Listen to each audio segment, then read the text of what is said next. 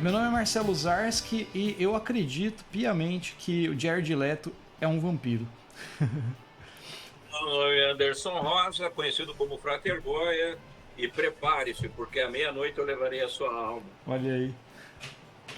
E eu sou o Lorde A, rei dos vampiros da dinastia Sarrasra, e alguém para qual a escuridão é apenas horizonte e o único limite é ir até onde podemos entender, irmos até onde podemos alcançar e percebemos que ainda assim há muito mais que jamais poderemos conceber. E eu queria saber de vocês, isso liberta ou aprisiona? Olha aí. Já me deu um medo, cara. Esse questionamento. Mas é isso aí, galera. Hoje a gente tá aqui com o Lorde. Eu vou falar só Lorde, porque eu tenho medo de errar os outros nomes. Depois você fala certinho mais pra gente sobre isso, Ou tá? chama só de Lorde A. Lorde A, é isso aí. Com o Lorde A. E, pô, o cara é um vampiro. E a gente vai entender melhor sobre isso, né? Sobre o que é ser um vampiro. Tem o teu livro também, né? Que você pode falar dele também pra gente. E um pouquinho mais sobre o que está acontecendo, né? Sobre essa ideia de mistérios vampíricos que a gente tem. Falando também um pouquinho, aproveitando o hype aí do filme Morbius, que vai já foi lançado, né? Muito provavelmente, quando você estiver ouvindo esse podcast. Isso tudo depois da nossa vinheta.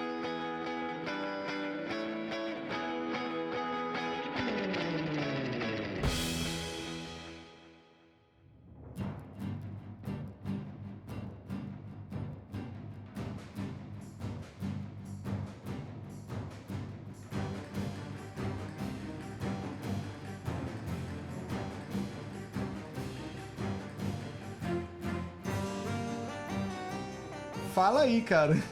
Tô super curioso. Eu acho que você devia, primeiro de tudo, começar explicando como que é, o, o que é esse lado, o que é ser vampiro, né? Porque o nosso ouvinte, ele é um ouvinte de cultura geral, mas muita gente ainda tem aquela visão dos filmes de Hollywood, de romance, né? E qual é do vampirismo? Explica um pouquinho pra gente, Lorde A. Uhum. Olha, eu penso que eu não pretendo estragar a visão das pessoas daquele vampiro de Hollywood, principalmente se essa visão for um Drácula do Francis Ford Coppola, né? O filme ficou conhecido como Drácula de Bram Stoker, ou ainda o belíssimo Entrevista com o Vampiro, dirigido pelo Neil Jordan. Eu penso que são bons exemplares de vampiros hollywoodianos que a gente deveria cultivar no imaginário das pessoas. E até, meus nobres amigos, confesso que, quem sabe a gente falando mais desses novos clássicos do cinema vampiresco, a gente não consiga deletar, apagar, varrer para debaixo do tapete aquela infame franquia chamada Crepúsculo.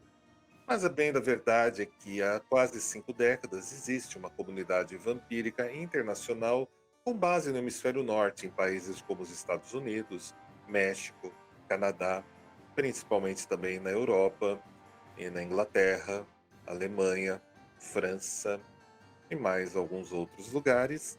E essa comunidade é formada por pessoas, assim como eu, e talvez como alguns que possam estarem escutando a gente, né? Afinal de contas, eles estão por aí e nós sentimos muito afins e expressamos uma natureza que no imaginário, na cultura pop, é muito similar à do vampiro. Porém, nada temos a ver com espíritos obsessores, parasitas de energia ou bebedores de sangue praticantes de blood sports. A gente encontra no vampiro uma espécie de figura de poder, um espírito caçador, um intento, quem sabe, que pulsa em algumas pessoas mais do que em outras e as leva sempre para o horizonte. E quando a gente pensa em leva ao horizonte, eu levo vocês a um imaginário, a algo que provavelmente vem desde o Neolítico, né? Desde o tempo ali, né, que o pessoal fala das cavernas, mas as cavernas serviam apenas para rituais religiosos ou ainda de traços xamânicos. E é algo que impulsionava alguns humanos, e não tanto outros, a irem ver o que tinha depois daquele rio que ninguém mais cruzava, o que tinha depois daquela floresta, o que tinha naquele vale. E aquelas montanhas, quando elas ainda nem eram chamadas de montanhas, haviam alguns, sempre em menores quantidades, que se jogavam no desconhecido, que seguiam rumo ao horizonte, que mergulhavam na escuridão para nunca mais retornarem. Mas os mais bem-sucedidos, os mais aptos, não retornavam, mas alcançavam novos lugares, novas paradas. E passavam a se tornarem lendas para os que ficaram para trás, de alguém que partiu para a escuridão e desapareceu, e às vezes retornava. Às vezes retornava como ele mesmo, ou não seriam aqueles olhos prateados em meio à escuridão, quando os nossos ancestrais ali no Neolítico acendiam suas fogueiras e ficavam em roda ali se aquecendo e olhando temerários. Será que alguns daqueles olhos prateados em meio à escuridão, em meio à floresta, não eram aqueles que tinham desaparecido que voltavam às vezes para protegê-los? E quando eles deitavam e sonhavam e pensavam, mas não pensavam porque nem ainda havia sido inventada a palavra pensamento, mas quando eles deitavam e sonhavam com aqueles que já haviam morrido ou haviam partido para a imensidão, trazendo recados, trazendo informações, ou ainda quando sonhavam com pessoas que eles nunca viram, contando coisas que eles nunca souberam. Pois é, meus nobres amigos, minhas nobres amigas, queridíssimo Marcelo, Frater Goya. Pois é, os vampiros são essas pessoas que estavam, estão e estarão por aí. Estarão por aí. E existe uma comunidade há quase 5 décadas onde nos reunimos. E há cerca de 2 décadas nós temos essa comunidade bem enraizada, próspera e bem desenvolvida aqui no Brasil e na América do Sul, graças ao trabalho que eu conduzo através de uma plataforma digital chamada Rede Vampírica, carinhosamente chamada de Rede Vamp, onde realizamos eventos, festas, baladas para alguns e também outros eventos como saraus, como apresentações de performances e danças para um público mais fechado, e também outros grupos mais discretos de estudos e apreciação de algo que é chamado há quase 5 décadas de espiritualidade ou mística vampírica, ou como eu escrevo nos meus livros, cosmovisão vampírica. Então, esses são os vampiros da vida real, meus nobres amigos. E deixa eu aproveitar, dentro daquilo que você comentou tão belamente aí no começo, mas eu fiquei muito com a sensação, Lordia, de que os vampiros, então, na visão que você está passando, são aqueles que ousaram desbravar, apesar do próprio medo, da própria insegurança, né, se arriscaram aquelas paragens que ninguém ia, por medo, por insegurança, por querer ficar no quadradinho de sempre, né? Então, são as pessoas que, como você bem disse, foram além, mas foram pessoas que arriscaram tudo. Então, esse não ter medo de arriscar é parte dessa cultura. Isso tem a ver. Também me lembra muito a cultura dos dragões, né? Os dragões em especial ali, muito mais o chinês do que aquele dragão da Idade Média que ficava sentado em cima do tesouro, né? Mas o dragão que realmente simbolizava um conhecimento, né? O fogo do espírito, um conhecimento de natureza profunda. Tem a ver com isso? Como é que é essa parada? Conta um pouquinho para a gente, por favor. Tem a ver sim, Frater. Eu posso até lhe dizer com alguma propriedade, alguma vivência, mas talvez sem um evidenciamento histórico mais apropriado. Porém, como a gente fala de uma época quase mítica, né? A gente pode dizer que essas pessoas que se lançavam e esse traço que algumas pessoas, portanto, carregam e se identificam, se expressam como vampiros, né? Ele tem a ver, não é só um arriscar tudo, um se jogar no infinito, um tentar a sorte. Vamos dizer que carregamos um legado, ao menos nós que trilhamos o caminho da cosmovisão, da espiritualidade, da mística vampírica, a gente percebe que carregamos um legado um pouco diferente de outras pessoas. Algumas vezes chamamos até mesmo poeticamente, de um legado daimônico, no melhor sentido de Homero, posterior a Homero, a Sócrates, a Platão, Homero, aquele que escreveu a Odisseia e Ilíada, né?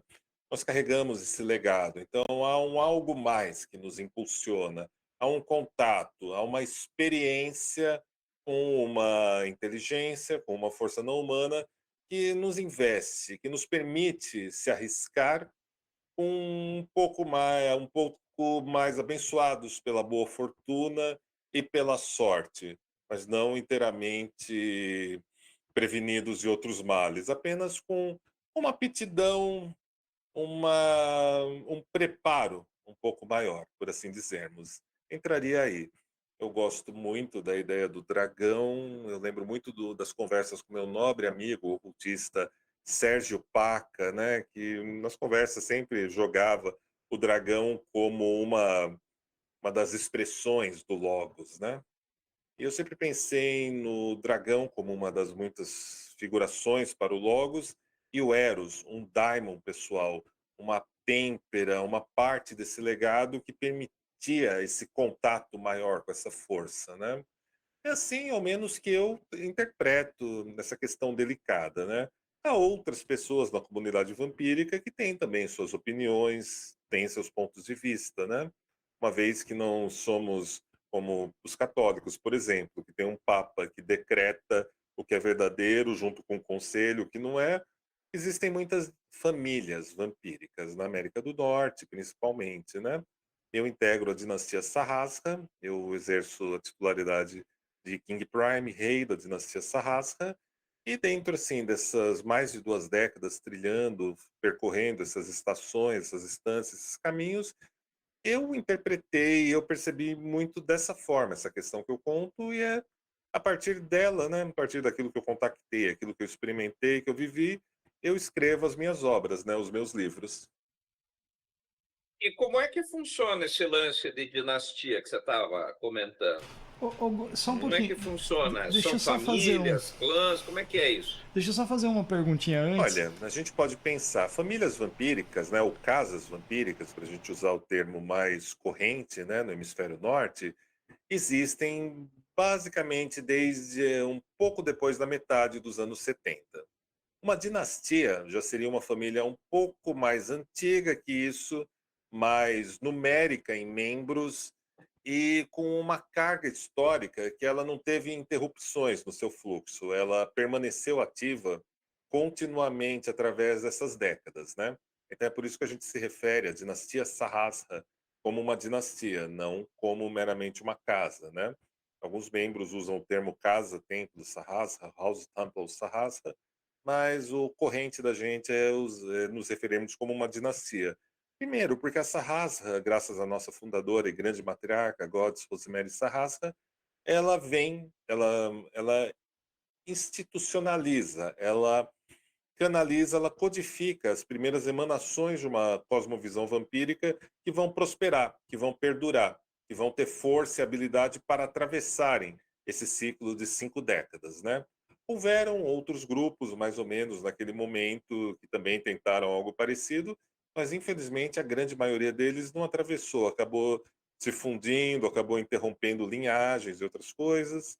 Na década de 90, começo da década de 90, mais ou menos, a gente teve um novo boom de casas vampíricas que beberam um pouco na fonte da Sarrasca, beberam também numa dissidência da Church of Satan, do Anton LaVey, que foi o Temple of Set, né, que mais ou menos ali no final da década de 70, começo dos 80, eles fundam inclusive uma Order of the Vampire, focalizando num ocultismo mais europeu e um tanto um pouco menos pagão, como era a proposta da Sarrasca, e desenvolvem uma linhagem que vai influenciar muitos outros grupos a posteriores, muitas outras casas, né?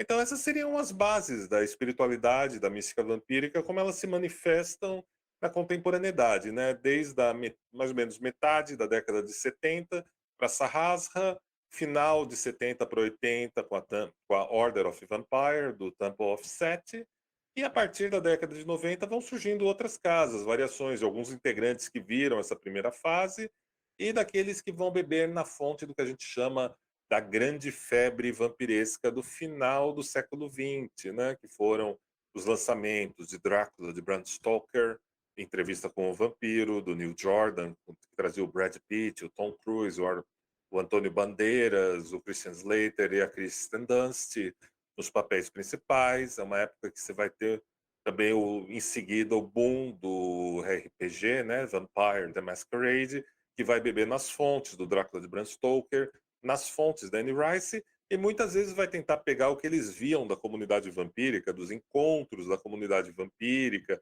da história das casas, e tentam assim, fazer uma leitura de orelhada, né? Inserirem no lore daquele universo ficcional, que é bastante bem desenvolvido e bastante bem estruturado, e teve uma grande importância ali nos anos 90, né, para os jogadores, né, do RPG, dos live actions, dos LARP. Tem uma história. Também a gente diria que seria até uma outra vertente, né, dos vampiros acontecendo. E é dessa É, maneira, meu eu, amigo, que tudo vai se organizando, começa a se estruturar entre os anos 70 e mais ou menos até a metade da é, década de 90. eu cheguei a jogar muito Vampire live action, nossa, direto. A gente fazia lá em Curitiba, o Curitiba by Night, de fechar locais e tal, ia todo mundo devidamente paramentado, de acordo com as suas classes e tudo mais. Não, era muito legal, cara.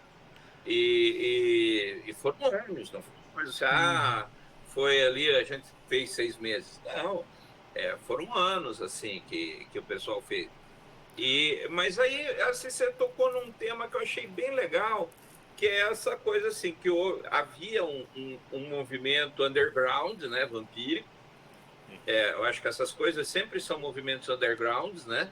Nunca vai para o grande mainstream, né? E acho que, mas em contrapartida, o vampirismo em si, seja ele ficcional, né, ou não, ele trabalha com o fantasioso da mente comum, né? Então, assim, e aí você vê, como você falou, essa questão dos filmes que surgiram ali no final dos anos 90.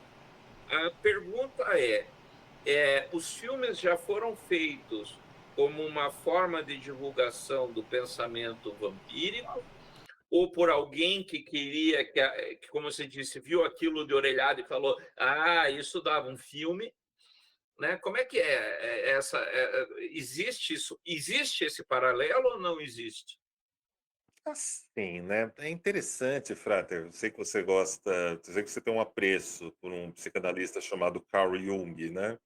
Fala muito sobre o tal do inconsciente coletivo e sobre as sincronicidades, né?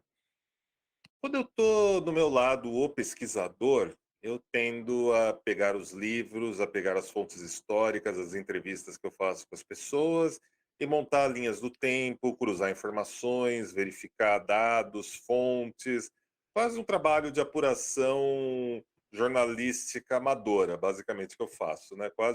Basicamente um historiador extremamente amador em tudo aquilo que eu desenvolvo, mas eu procuro trabalhar essa apuração. Quando eu tô na minha vibe mais artística, mais pro lado da cosmovisão vampírica, eu penso da seguinte maneira: a gente tem o final dos anos 60, revolução sexual ali acontecendo, liberação, quebras de muitos tabus, um espírito bem propício. No meio do, vamos dizer, ocultismo e derivados, você tem, por exemplo, o pessoal lá na Inglaterra e nos Estados Unidos, alguns grupos parando de usarem o termo Wicca ou bruxaria passando a se apresentarem como uma bruxaria tradicional, por exemplo. Você tem o pessoal do druidismo deixando de se apresentar como uma loja maçônica customizada, tematizada de druidas. Você tem os nativos norte-americanos mostrando mais o seu xamanismo, como eles praticavam o xamanismo. Então, a gente vai ter um grande diálogo das pessoas procurando figuras de poder, né? Jung chamaria de arquétipos, mas eu tenho algumas diferenças com a teoria dos arquétipos do Jung, respeito, Seria uma aprecio. coisa mais totêmica, então. Uma coisa mais totêmica, sim, mais tribal, mais figuras de poder. E acontece que lá no estado de Washington, nos Estados Unidos, ali o da costa leste, da costa oeste, né, um dos estados mais chuvosos, você tem uma fazenda onde muitas pessoas já estavam se reunindo há algum tempo e experimentando sonhos, visões, inspirações, e que eles se encontram e começam a celebrarem, a ritualizarem essa figura de poder do vampiro, e a magia começa a fluir, começa a acontecer ali. É onde a gente vai ter a fundação da dinastia Sarrasra acontecendo ali naquele momento. Inicialmente eles tiveram um outro nome e depois veio o nome Sarrasra adiante, né? Mas é ali que acontece a partir desse contato, dessa força, dessa espiritualidade. Espiritualidade é um termo muito técnico. Esse contato com essa força, com essa figura de poder. Vamos deixar assim, que eu acho que assim fica mais digno, fica mais claro, fica mais transparente o que a gente está falando. É interessante, né, que mais ou menos na mesma época você tem o Whitley Strieber escrevendo o livro que vai se tornar algum tempo depois vai se tornar o filme Fome de Viver, que conta a história de uma vampira ancestral que talvez não fosse, não era nem humana e nem da Terra, embora se parecesse com uma humana, que vive a David Bowie, eternidade. né? Nos papéis, né? No papel principal, não Exato, foi é? a Catherine Deneuve que interpretou ela no filme. David Bowie era o par romântico dela. Catherine Deneuve maravilhosa de vampira em Fome de Viver, né? Mas voltando à metade dos anos 70, você vai ter esse livro do Whitley Strieber que vai ficar, as pessoas vão conhecer por conta do filme Fome de Viver, e você vai ter uma moça, uma jovem lá de New Orleans, que está lidando com o processo de luto extremamente pesado, e por conta da filha, da morte dela, por conta da morte da sua filha de 6 anos. Essa moça vai acabar sendo conhecida como Anne Rice e ela vai escrever um livro chamado Entrevista com o Vampiro. Nas rádios norte-americanas, tinha aquelas histórias de teoria da conspiração circulando, de gangues de motoqueiros, de vampiros que assolavam lugares ermos e outras coisas bizarras também que circulavam. Porém, é interessante que, mais ou menos no período que está acontecendo os ritos da fundação da Sarrasca, está saindo o livro do Whitley Strieber, está saindo Entrevista com o Vampiro, da Anne Rice. O Entrevista com o Vampiro, da Anne Rice, mais do que do Whitley Strieber, ela oferece um personagem vampírico com densidade, com a riqueza de personagens, a riqueza filosófica de personagens que você encontraria em obras do Platão, por exemplo, como o Banquete de Platão. Ela traz essa densidade, ela traz uma carga que a gente nunca tinha experimentado, algo tão denso, tão contemporâneo e de tantas camadas de interpretação para o vampiro. Então tudo meio que acontece mais ou menos na mesma época, Frater. A gente pode interpretar isso historicamente por conta de uma influência do final dos anos 60, o período ali dos anos 70 até mais ou menos a metade dele, que era uma época de liberdade, uma época de experimentação. Timothy Leary nas faculdades, Robert Sim. Anton Wilson, o psiquiatra Christopher Hyatt. A gente pode trazer todos eles. A gente pode pensar no Carlos Castaneda, publicando seus livros, trazendo suas visões do Nagual. Você tem muita coisa acontecendo ali naquele momento, e a gente tem até uma erudita, né, que é a Camille Paglia, que eu também gosto muito dos livros dela, né, que ela fala como aquilo que aconteceu tanto nas universidades, como acontece na cultura da segunda metade dos anos 60, da década de 60, até mais ou menos próximo dos anos 80, era um padrão cultural que a gente nunca mais vai ter esse encontro, essa encruzilhada esse estoque de informações que foi compartilhado sobre êxtase, sobre liberdade, sobre explorar novos territórios, novas maneiras de ver. A gente dificilmente vai ter algo tão parecido quanto o que aconteceu ali naquele momento. Então eu gosto de pensar, eu gosto de especular, eu gosto de divagar, Frater e Marcelo, eu gosto de especular que, olha, um dragão circulava por aí, uma força, não apenas uma, mas muitas forças circulavam por aí naquele momento, e quando essas forças circulam e compartilham um pouco do sangue, um pouco da sua baraca, da sua força, coisas incríveis acontecem no mundo, e eu gosto de pensar dessa maneira. Mas aqui é muito É, mais o artista, o poeta falando do que o historiador e pesquisador independente.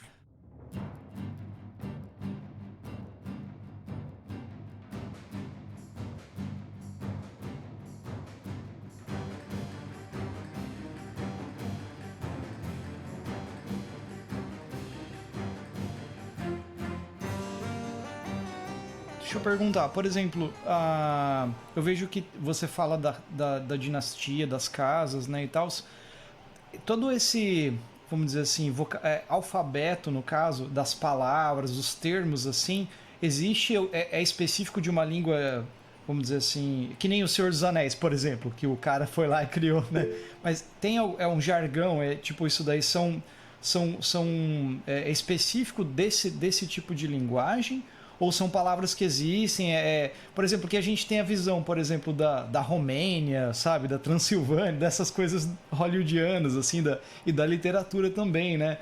Me veio na cabeça o Drácula lá do Bela Lugosi, por exemplo, que eu gosto bastante. E da onde que vem isso, cara?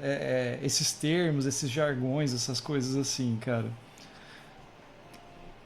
Olha, como todo grupo, vamos dizer, né? Como todo grupo social, existem alguns termos que nós utilizamos na comunidade vampírica que não são termos correntes ou comuns, são nomes, algumas expressões que circulam só na comunidade vampírica, e até por uma questão de descrição, de preservação desse ethos, desse espírito, a gente nem utiliza ele em transmissões públicas, né? O mais próximo de algo público que alguns desses termos são usados são nas aulas, nos treinamentos e nos fóruns privados do Círculo Strigoi, né? Porém, a maior parte do tempo, né, a gente usa termos que as pessoas conhecem, que circulam entre as pessoas, são falados, ou talvez eram falados com mais ênfase há 1 ou 2 séculos atrás, mas não temos muitos neologismos, né, na comunidade vampírica. Entretanto, as pessoas podem dizer: ah, mas os vampiros eu não sei, vocês falam de um jeito diferente, vocês têm uma panca diferente, vocês se bancam de um outro jeito, vocês têm uma postura, a gente vê que é diferente, eu não sei explicar, e você não está fazendo cena. E aí tem sempre aquela história, no começo, eu sempre achei que você estava dramatizando, teatralizando, mas não, isso é teu, e eu conheço um fulano que também é assim, tem uma cicrana que também é assim, e quando todo mundo se encontra, muitas vezes ninguém se viu na vida, está se vendo pela primeira vez, e todo mundo percebe como são parecidos uns com os outros, como têm afinidades, como carregam alguma coisa em comum. E assim, né? Decepcionando meus amigos e colegas da sociologia, da antropologia, todos os fãs de Foucault, decepcionando, desapontando todos eles, eu lhes digo: tem coisas que simplesmente são assim.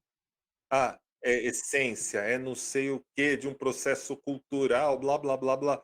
Não, é assim. A pessoa nasceu assim. A pessoa foi assim a vida inteira dela. A pessoa simplesmente é assim. Não tem o que fazer. Não sei, todo mundo espera algo mais pomposo. Tem até uma vez uma situação super embaraçosa, né? Que tentaram colocar os vampiros como um tipo de minoria e tentar fazer todo o discurso dos vampiros. Ah, mas vocês são uma minoria, vocês sofrem preconceito e não sei o quê. E eu e os outros participantes que estávamos nesse fórum público, a gente arrebentou com essa história ali. Peraí, somos poucos, somos poucos, somos poucos. Pelas contas da Rede Vamp, existem mais ou menos entre 15 a 20 mil vampiros no Brasil, baseado nos nossos mailings, pessoas cadastradas, alcance de transmissões, fichas preenchidas no Círculo Strigoi, membros ativos, membros inativos. A gente sabe que tem mais ou menos isso. Isso não dá nenhuma cidade pequena aqui no Brasil. Então, sim, somos poucos. Somos alvos? Sim, somos alvos. Porém, se somos alvos, também deixamos de ser alvos. Também sabemos nos esconder, espreitar e surpreender nossos perseguidores, como fazemos a maior parte do tempo. Então é isso. As pessoas simplesmente são assim. Elas nascem desse jeito. Não é assim. Essa é uma briga gravíssima, né? Que a gente pega com o pessoal da antropologia, da sociologia, né? Uhum. Mas eu, nesses mais de 20 anos trilhando esse caminho com o pessoal aqui do Brasil, né? Conversando com as pessoas dos Estados Unidos e também de outros países da Europa, as pessoas são assim. E não há muito que a gente possa fazer a respeito. carregam esse gênio, carregam essa postura, tá ali em todo mundo. E quando sonham, se inventam de combinarem algumas coisas, de visualizarem certas coisas, até se esbarram e se encontram nos sonhos, né? Uma parte ainda mais. Uma parte que, assim, eu acho que eu desafio um pouco o senso comum das pessoas que estão escutando. Podem até dizerem que eu estou sendo exaltado em pronunciar tais coisas, mas é assim, Marcelo, é assim, Frater Goya. Simplesmente essas pessoas nascem, elas portam, elas carregam esse legado, e esse legado acaba nos aproximando uns dos outros, né? Nos levando uns aos outros. É curioso, assim, porque eu sempre percebo, né? A gente se conhece aí há mais de 10 anos, e talvez de outras paragens ainda, quando morávamos no Hálito do Dragão, mas eu percebo, assim, quando a gente se encontra e quando encontro com meus encontros com vampiros, né? Então, eu percebo muito essa questão da energia, né? Como você falou, não é uma coisa objetiva, não é uma, não é uma cultura, tipo assim, lá vem aquele grupo de punk, lá vem aquele grupo de hippies, né? E Mas gosto. você percebe, como diria um Jedi, você percebe um distúrbio na força, né? Então você sente que existe uma pressão, uma ambiência, é uma energia mesmo, né? Que é muito mais uma coisa física, não é apenas alguém fazendo cosplay, né? Não é alguém bancando, até coloquei aqui no bate-papo, não é colocando, bancando o gótico, né? Mas assim você percebe que existe uma cultura, um conjunto aí, um ethos, um conjunto de valores, é, e essas pessoas exalam uma certa atmosfera ao seu redor. Isso é muito evidente, né? A gente já se encontrou várias vezes em situações diferentes, e isso é fácil de identificar, né? Então, acho que é muito interessante isso que você falou. Mas, assim, o pessoal que está em casa, e muitos assim vão dizer, nossa, mas que isso, que troço maluco, tal, né? O bico do corvo enlouqueceu, né? Não, porque, na verdade, o bico do corvo, para começo de conversa, é cultura, né? Odin carregava seus próprios, né? Hugin e Muninn, com uma memória, né? E a lembrança, a inteligência, a lembrança, e eles vinham sempre trazer essas novidades, né? E um fenômeno assim de submundo underground, etc. Nós sabemos que existem várias tribos por aí ao redor, né? Com vários é, é, é, como é que a gente pode falar de várias energias, né? Várias etnias, né?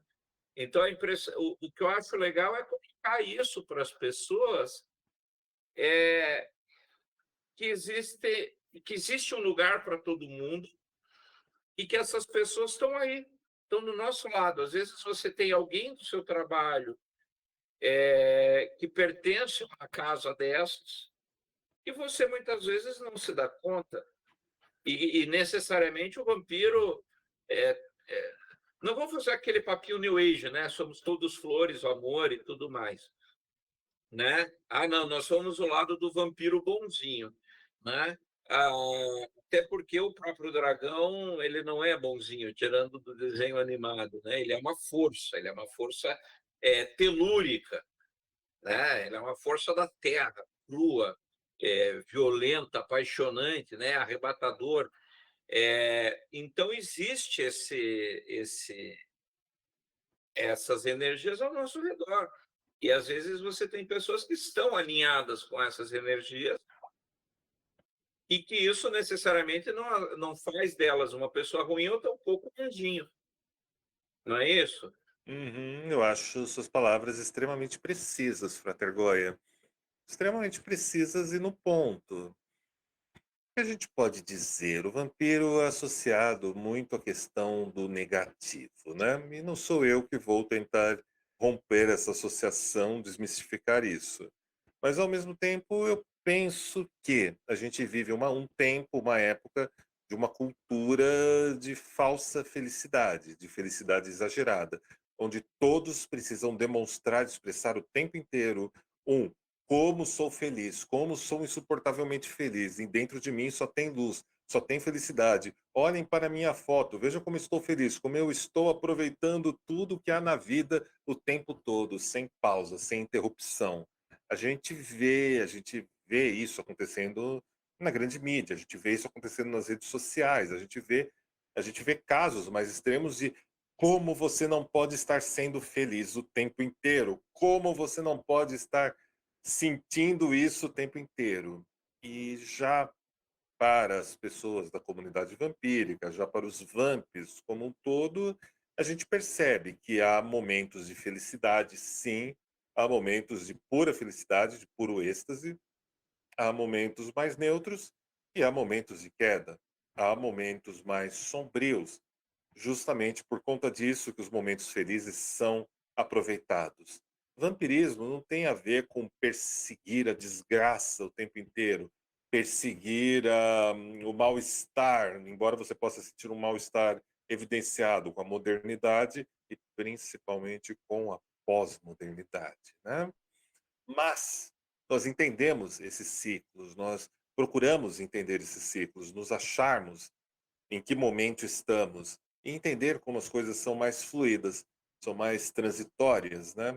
O que nos coloca num ponto de aspereza, de hostilidade diante dessa postura de felicidade contínua e ininterrupta todo o tempo, né? Todo o tempo. Ah, mas espera, eles são aqueles caras que não são felizes aquele tempo, o tempo todo, é.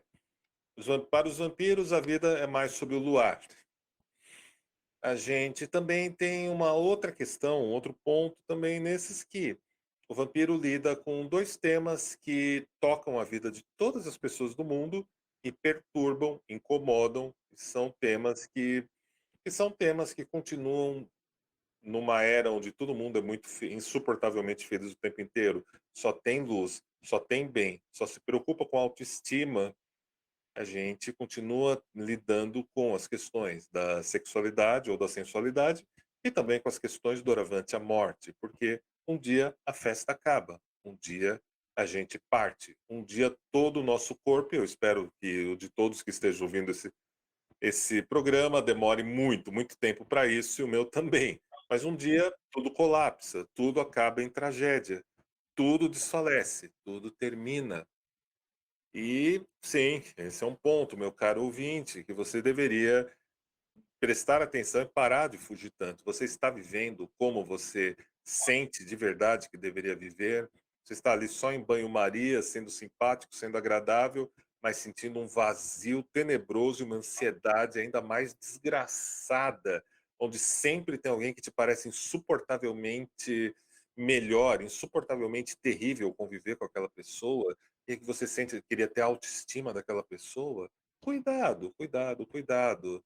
Nós vampiros chamamos esse estado de ressentimento com os outros de parasitismo. E essa é uma parte da nossa comunidade, uma parte da nossa mística, da nossa espiritualidade, Frater Goy e Marcelo, que as pessoas não entendem muito bem. Para a gente, o verdadeiro roubo de energia, o verdadeiro azedamento de energia, eu não vou falar magia negra, porque magia não tem cor, ou magia tem todas as cores que ela quiser ter. Mas aí bem aí que reside o grande ponto. As pessoas, elas se ressentem, elas sentem rancor e elas colocam sempre a sua felicidade ou a sua dor em uma terceira pessoa, ou às vezes numa entidade, num anjo, num demônio ou no próprio Deus, ou na deusa. Elas fazem isso o tempo inteiro. Uhum.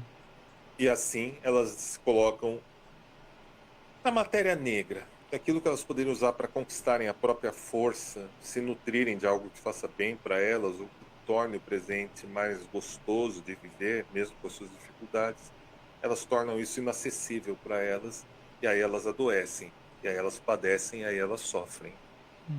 Isso que você falou tem super a ver com a positividade tóxica, né? Totalmente. Total, né? Eu fiquei lembrando do Mas há um tema também. Sociedade do Cansaço que eu li recentemente, daí eu fiquei lembrando disso daí total, assim, cara. Porque é isso que você falou mesmo. Hoje em dia a gente é bombardeado com informações positivas, né? Tá todo mundo feliz, todo mundo, tipo, vendendo uma imagem de luz e sempre sorrindo, sempre, né? Só que às vezes não é essa imagem que a pessoa passa. Uma coisa que eu acho legal também, assim, que eu gosto muito da música dos anos 80, principalmente o pós-punk, assim, ali, o Joy Division, o The Cure e tal. E ali você vê que são músicas que têm uma ideia feliz, mas no fundo elas estão falando de coisas, não tristezas, mas de tristezas, vamos pensar assim, mas de coisas reais, né? Vamos dizer assim. Falando, por exemplo, Boys Don't Cry, né? Coisas assim, sabe? É bem isso. O, o, o- a visão assim do vampiresca vamos dizer assim dessa vivência tem um pouco disso, Lorde, assim? Tem essa questão também que você está colocando aí? Tem a ver com isso? De você Tem a enxergar ver. esse assim, que você é finito, que você abraçar a sombra, que nem o Goy colocou ali no chat, né? Assim, tipo, você abraça a sua sombra, né? Assim, você sabe que você não é feliz o tempo todo, tipo isso. Uhum, tem a ver sim, é um tema, sim, eu penso que é um tema para as pessoas, né, que nessa época mínima alcançam o tal de ser adulto, né, eu penso que esse é o grande começo, né, a gente vive numa era que as pessoas muitas pessoas tentam serem adolescentes eternos, né, e quando as pessoas tentam serem os adolescentes eternos, a gente tem muitos danos, né, você tem uma pessoa que não amadurece, basicamente, e você tem uma pessoa que não amadurece ali. E a gente lida com esse adulting, né? A gente até brinca que é o vampiring, né? Que é envelhecer, como já dizia o Nelson Rodrigues, né? O conselho aos jovens, envelheçam. Sim, você tem que é melhor abraçar essa profundidade. É melhor abraçar e ver que a sua ansiedade está totalmente ligado com a sua falta de limites e achar que você alcança a tudo, a todos, tem poder de mudar tudo, todos, pode achar a cura do Covid, conseguir a paz entre a Rússia e a Ucrânia e ainda levar de brinde a paz no Oriente Médio. A pessoa quer tudo, mas na prática não consegue alcançar nada, não consegue desenvolver nada. E a gente vive isso, a gente assiste isso no turbilhão da linha do tempo das redes sociais o tempo inteiro. A gente sente essa ansiedade nas pessoas. Tem pessoas que pagam uma fortuna para aprenderem a fazer um cafuné na cabeça de outras, jurando que vai curar a pessoa de todos os problemas psíquicos, traumas de infância, e que vai reescrever a linha do tempo da pessoa fazendo um cafuné. E temos pessoas dando rios de dinheiro para coisas assim. A gente tem pessoas gastando verdadeiras fortunas com coisas fortuitas, com pequenas distrações, com pequenos escapismos. E elas não encaram, você chama de sombra, né? Citou Jung, gosto bastante. Eu chamo de escuridão, eu chamo de matéria negra, eu chamo de dialogar com a deusa negra. Alguns dos nossos chamam de dialogar com a morte, né? Eu penso nesse, como dizem na alquimia, nesse nigredo, né, que é você mergulhar na sua própria escuridão, encontrar a sua matéria-prima ali e começar a tirar isso, lapidar isso, começar a cuidar disso, desses automatismos, desses padrões de comportamento que a pessoa repete continuamente. É preciso fazer isso. Eu penso em grandes autores do ocultismo, falando sobre as estátuas das Virgens Negras, comparando isso ao nigredo alquímico. Eu penso, talvez seja a fase mais longa do processo alquímico, seja o desse próprio nigredo, atravessar ele, lidar com essas coisas. Não vou dizer lidar com os próprios demônios, mas lidar com os traumas, com as marcas, lidar com essas necessidades, com essas pulsões, como diria o Freud na tradução de raiz do alemão para o português, né? Não são instintos, são pulsões. São pulsões, que pulsões são aquilo que movimentam uma serpente, que movimentam uma cobra, né? Que movimentam, quem sabe, um dragão? Então, você falou uma coisa muito interessante aí sobre essas questões da mortalidade, e a gente está acabando de sair aí de 2 anos de pandemia, né? Em que muitas pessoas perderam seus entes queridos, alguns deram graças a Deus de perder outras pessoas, mas ao mesmo tempo eu vejo assim dentro dessa coisa que a gente está falando da positividade tóxica, né?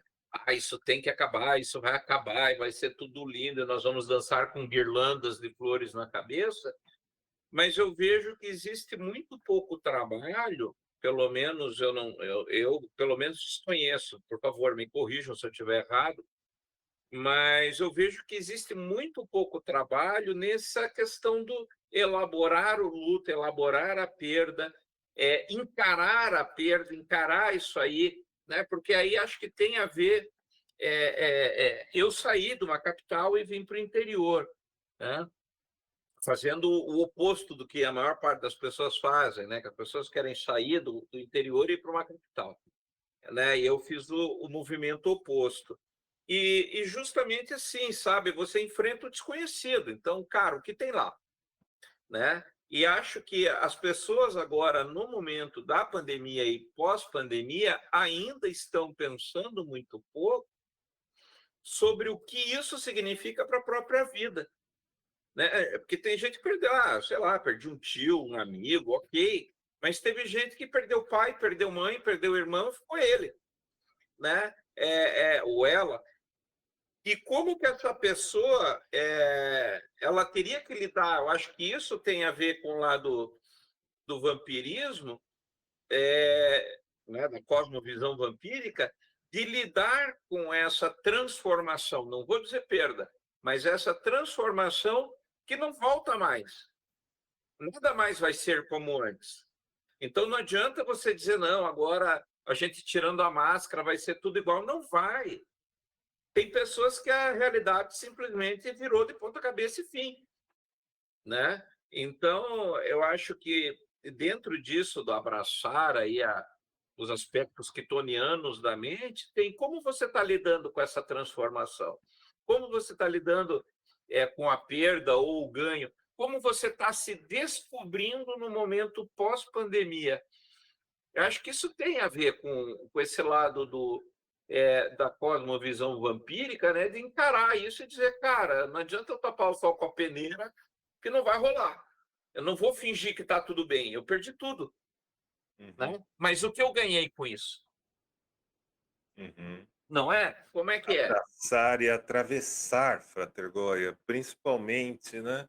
Não é apenas Atravessar o Estígia. abraçar, se sentar ali, porque se sentar ali no escuro, oh, não, estou sofrendo. Sim, você está sofrendo, mas já dizia Churchill, se você está atravessando o inferno, não pare de andar, não pare de caminhar. Você repara que durante a nossa conversa, eu sempre posicionei aquele que se lança no desconhecido, aquele que se lança onde outros não foram, aquele que segue aquele norte espiritual, que segue, que tem algo ali dando sussurro, dando as cartas para ir, para se aventurar. E nessa questão, você está totalmente correto, meu nobre amigo. Ah, só resta se aventurar um dia de cada vez, um momento de cada vez. A gente está, penso muito aqui em algo que o Crowley disse, já mais próximo do fim da vida dele, né? O célebre Aleister Crowley, né? Grande mago inglês, mago e ocultista inglês, que a alquimia se baseava na concentração e no foco do que era o próximo passo, no que algo estava se transformando. E a grande questão é, eu perdi meu pai na pandemia, não por conta da Covid, mas por conta da idade muito avançada e o desfalecimento, né, do corpo aos 89 anos, né? Foi uma experiência muito forte. Ele morreu eu estava do lado dele no momento da partida e a gente sempre foi bastante próximos um do outro na parte criativa. Ele foi jornalista, um grande escritor, designer de móveis que ele fazia para ele, pegava uma caixa de papelão e transformava num barco e se passava impermeabilizante, virava um veleiro e aquilo navegava de verdade, se você jogava na água. um cara assim fora de série. Aprendi muita coisa com ele e eu me percebi conforme teve a passagem e tudo mais, eu tive que mergulhar. Eu mergulhei também no meu vale de escuridão, né, no meu declive para passar por tudo isso. E eu percebi quando chegou uma notícia de um filme que eu tinha gravado antes da pandemia, junto com a Chendra, do Marcos de Brito, chamado Almas que Dançam no Escuro. Ele soube da gravação, ele ficou super empolgado para assistir, queria muito ver como ia ser esse filme. E algum tempo depois que ele já tinha partido, chegou a notícia com a data de estreia do filme, a primeira participação dele nos festivais. E o meu primeiro ato automático foi pegar meu celular às 9h40 da noite e discar para o celular da minha mãe, que sabia que eles iam estar no quarto naquela hora, para contar para ele que já tinha data. Quando eu me segurei antes de apertar o botão de ligar, não, espera, o que, que eu estou fazendo? Não, tantas, 3 semanas e meia atrás, aconteceu tal coisa, ele faleceu. E assim, e eu experimento cada dia da minha vida, quando eu construo alguma coisa. Por exemplo, recentemente eu construí uma soft light para o meu home studio, para deixar meu programa, minhas lives mais legais, da iluminação, usando um monte de coisa que eu aprendi com ele, que eu via ele fazendo e tudo mais. E eu terminei o negócio e me bateu uma puta de uma revolta, uma puta de uma tristeza de eu tinha tirado as fotos e para mostrar para quem, né, que eu tinha conseguido fazer, que tinha ficado legal e que funcionava. E assim, né, isso se dá quando eu vejo o que eu escrevo. Eu vejo, eu tenho 2 livros, né, que vão sair esse ano pelo selo do redevamp.com. Um é o Codex são 3 livros, na verdade, é o Codex Strigoi volume 6 e o volume 7, né. E assim, eu já travei algumas vezes na conclusão dessas 2 obras, porque ele era meu revisor do coração. As editoras sempre me forneceram revisores, mas quem lia meu texto, quem fazia a prima leitura do meu texto era ele. Era ele que rabiscava minhas folhas impressas e me dava as dicas. Era ele com quem eu conversava sobre o que eu tinha escrito. E agora eu tenho as experiências desses diálogos comigo, quando eu respiro fundo, quando eu tento me conectar, acessar elas, puxar elas para cá, né? Reviver, tirar alguma lição, ver o que eu fiz, ter alguma comparação, e eu experimento isso. Então essa vem sendo a minha trilha, né? Em agosto eu tenho a Carmila, Noite de Gala Sombria, na Mansão Rasbaia, e de todos os mais de 600 eventos já produzidos pela Rede Vamp, esse era o evento que era a Menina dos Olhos, que meu pai adorava ir, mesmo com seus 87 anos, quando ele foi no primeiro lá na Mansão Rasbaia. Foi a festa que ele mais gostou de ir, ele adorou, ele, minha mãe. E cara, esse ano eu sei que em agosto, em 13 de agosto de 2022, a gente vai ter a cerimônia da entrada do rei e da rainha dos vampiros, minha e da Chendra. A gente vai descer a escadaria da mansão, eu vou bater o olho, eu vou ver o arco da porta, que ele sempre ficava ali, e eu vou ter minha mãe ali, e ele vai estar no meu coração, na minha memória ali naquele momento. E ao mesmo tempo as pessoas indagam, mas Lorde A, você fala dessas coisas, você fala dessa experiência, né, de perda, porque sim, é um luto, é uma experiência de perda. Mas você também é um espiritualista, você tem suas visões, você tem os sonhos lúcidos, tem seus ritos, tem as coisas que você faz e tudo mais. E isso, você não tem uma certeza sobre uma vida após a morte, um negócio que te faz. Cara, eu tenho o que eu estou sentindo aqui agora, nesse momento. Eu tenho o que eu estou atravessando. Eu tenho as lições que eu tiro do que eu aprendi com ele, as lições que eu tiro daquilo que eu aprendi com ele, da companhia dele nessa vida. Ele foi um pai extraordinário. E essas memórias, essas lembranças, esses sentimentos bons que vêm, e às vezes também algum sentimento de alguma experiência mais áspera, mais negativa também. Então, esse é o processo. Eu não tenho fantasias de, porque eu acredito em algo diferente que vai. Olha, não faz diferença, tem um norte para onde precisa ir, precisa chegar. Há um norte para caminhar, para ir. É melhor então pegar tudo aquilo que você carrega junto, que faz algum bem, que te transforma, que te dá algum impulso, e continuar caminhando em direção a isso. talvez a espiritualidade mística, né? Eu prefiro até mais o termo mística do que espiritualidade nesse ponto. Seja isso, meus nobres amigos, Uhum. seja exatamente isso. É aquilo que te põe de pé para caminhar mais um pouco enquanto você atravessa o seu próprio inferno. E não pretendo, ao dizer inferno, não pretendo fazer alguma conexão com algo católico ou crístico, ou ainda descer para os ínferos pagãos e tudo mais, que inclusive adoro. Mas é o meu Nigredo nessa questão. Eu tenho que atravessar isso, eu tenho que tirar lições, eu tenho que purificar isso até um momento que, quem sabe, um pouco depois esse Nigredo passará e virá os tempos de um albedo, né? Tempos mais claros, mais purificado, mas ainda assim, mas ainda assim, vocês gostam de vinho? Goya? Com certeza. Tem um tipo de vinho frisante feito com aquelas uvas verdes deliciosas que são tiradas as cascas deles, né? São tiradas as cascas das uvas para elas serem pisadas, né? Pelas meninas lá, como diz o ritual, né? E fazerem o vinho. E o tom de frisante daquele vinho vem exatamente dessa casca que foi retirada. A casca não está mais lá, mas tem um resíduo, tem alguma coisa que fica na forma da uva é como se se ela ainda estivesse mesmo sem estar. É como se ela fosse um sabor fantasma. Uhum. E que me faz pensar muito nessa questão do clareamento depois de passar pela fase sombria, pela fase escura, né? E você atravessa, porém, esse fantasma, essa tenebris in lux, permanece ali no processo, meus amigos.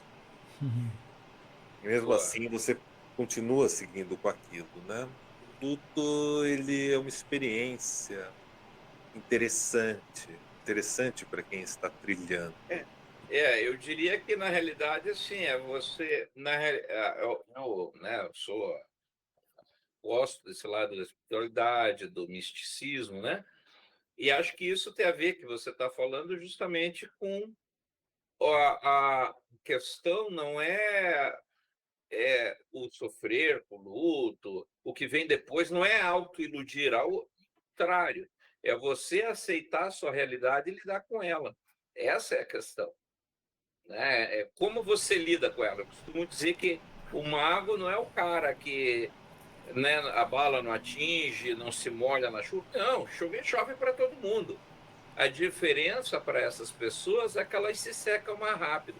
Enquanto as pessoas ficam ali, tudo encolhido, tremendo de frio, molhado, igual um pintinho na chuva, né, essas pessoas que têm essa visão mais ampla, choveu, cara, e daí choveu, pronto, vamos para outra. Uhum. Né? Vamos transformar isso no que isso me acrescenta. Né? E se não acrescenta, deixa para trás e aquilo que acrescenta você carrega com você. Per- É simples assim. Perfeitas palavras, nobre. Exatamente isso. E eu digo mais, apreciar essa transformação, esse próximo passo. Uhum. Mais cruel que pareça o que eu estou dizendo aqui para algumas pessoas que possam estar nos escutando. Mas há uma apreciação no que está acontecendo, no que você está se tornando e naquilo que você está deixando de ser, né? Que de alguma maneira continua ali naquele sabor fantasma que a gente falou desse vinho, né? Uhum. É verdade.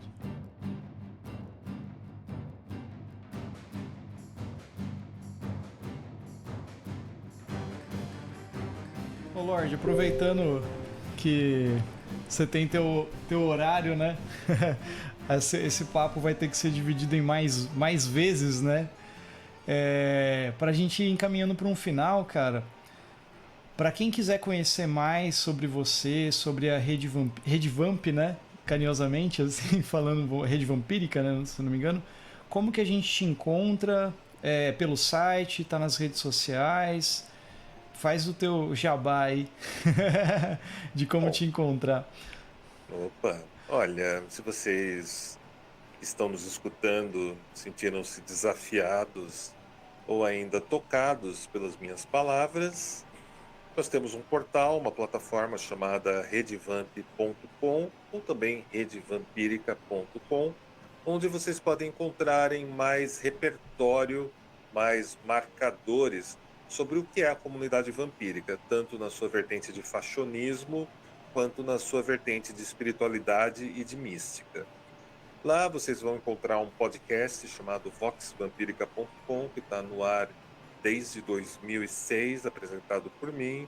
Lá vocês vão encontrar bem mais de 300 vídeos do nosso canal do YouTube, mais de 900 artigos já publicados pela gente, os nossos colaboradores, que tocam de forma objetiva e também subjetiva a questão do vampiro, seja na produção cultural, seja na espiritualidade, na mística ou na comunidade.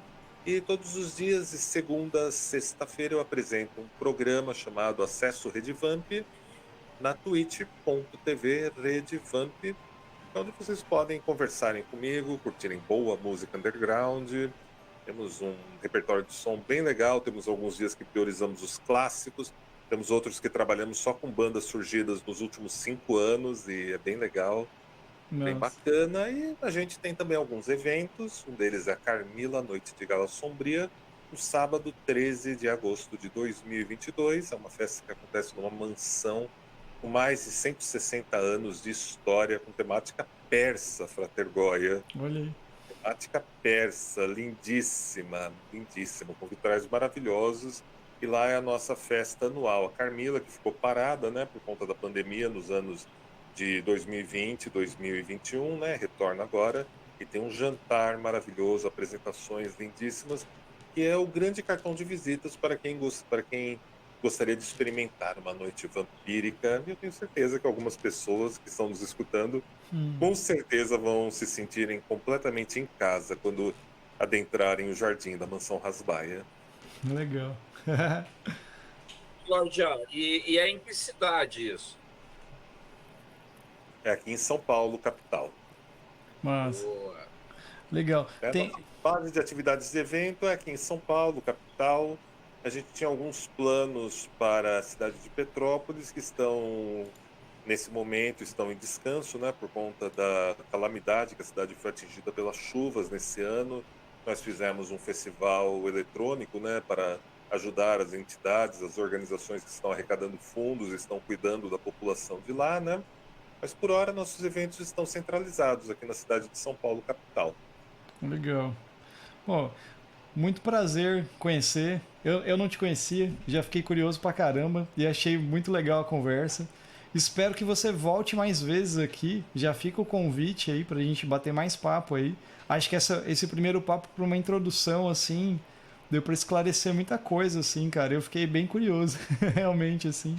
Achei bem interessante. Eu não conhecia nada disso. Quando o Goya falou, eu fiquei pensando, caraca, que diferente, né? O que vai rolar, né? Eu fiquei imaginando que você ia aparecer de uma fumaça, assim. Ou eu olhar pra trás, o cara tá aqui atrás, assim. Tô brincando. Brincadeiras à parte. Mas assim, fiquei bem contente, assim. Já fica o convite aí de novo para o nosso Bico no Corvo aqui. Volte mais vezes para falar sobre isso. E Vai ser um grande prazer estar aqui novamente com vocês. Se eu não me engano, o filme Morbius da Marvel, né, pelos estúdios da Sony, deve estar entrando em cartaz ou estreou há pouco tempo, quando essa edição aqui for ao ar. sim. E a gente pode falar muito do Morbius e do universo de vampiros da Marvel, que é um universo bastante rico. E ao contrário do que as pessoas pensam, os vampiros estão muito bem integrados no universo da Marvel. E eu quero muito ver como vai ser essa chegada do Morbius e a posterior chegada da nova versão do Blade, o Caçador de Vampiros. Sim, sim. Pá, já fica o convite para esse programa. Do Aí a gente Morbius. agenda, eu volto com muito prazer. Você vai ser o convidado de honra para falar sobre o filme, É, certeza. né? E assim, só avisando para o nosso ouvinte, que o pessoal já sabe que o Marcelo é o maior corta-tesão do programa, porque quando a conversa engrena, ele corta a gente. Mas a gente sabe que você tem um horário, que você tem aí outros afazeres, então o papinho tá mais curto hoje por conta disso, não porque a gente não gostou do convidado. Ao contrário, pela gente você ficou aqui algumas vidas comentando. Com certeza. Né? Mas não dá, nem tudo é do jeito que a gente quer. Uhum. Né? Já passamos do horário, na verdade, né?